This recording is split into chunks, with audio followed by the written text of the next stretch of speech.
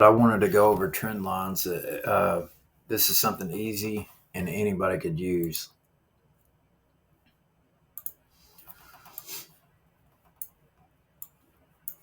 Okay, the object is once you break out of the trend line is when you buy, and that's just keeping it simple, right?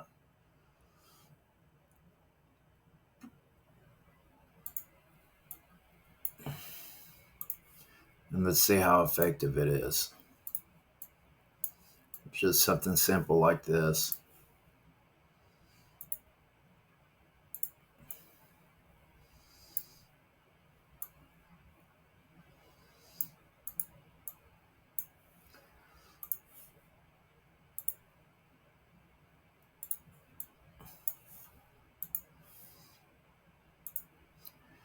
So when you break out of a downtrend, you know you're in an uptrend, right?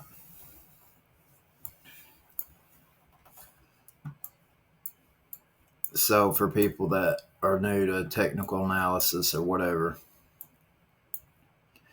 sometimes you have a false breakout like that. But still, if you look at any time right here, how effective this strategy would be. Super simple.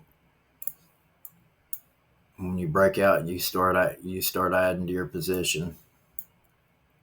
And this is a NASDAQ, so. And the same thing for an uptrend, right? So you start adding when you break out. And then you get out when you break down. So your sell signal would be right here. Then you'd wait.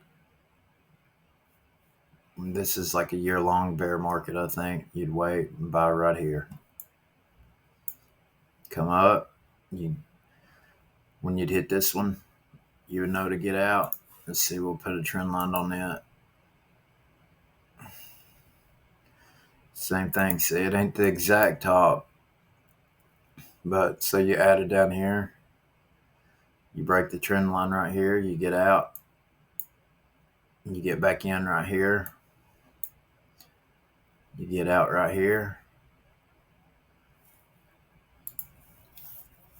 This is like an effective, and this is on the 4 hour chart. So something easy for anybody to do if you want to get into charting.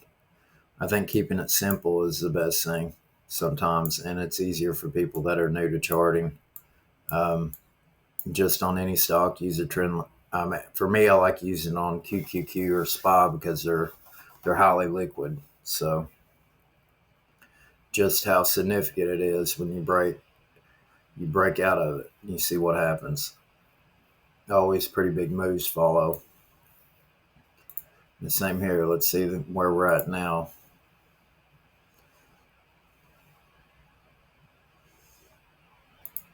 Let's see right here. You would have got out right here. So you'd have bought right here. Let's measure that and see how big of a move that is. And then, after that, you can implement other things.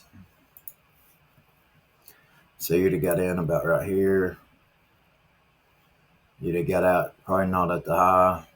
That's 33%. So 33% is a pretty big swing. Same here. Let's measure this and see how big it is. After the break, we're on the second low there. So 44% right there. But even if you did it in a way, say if you're long-term QQQ, what you would want to do, you'd add the bulk of your position right here. You'd wait. You'd add a bulk of your position right here. Ride this up. Do the same thing right here.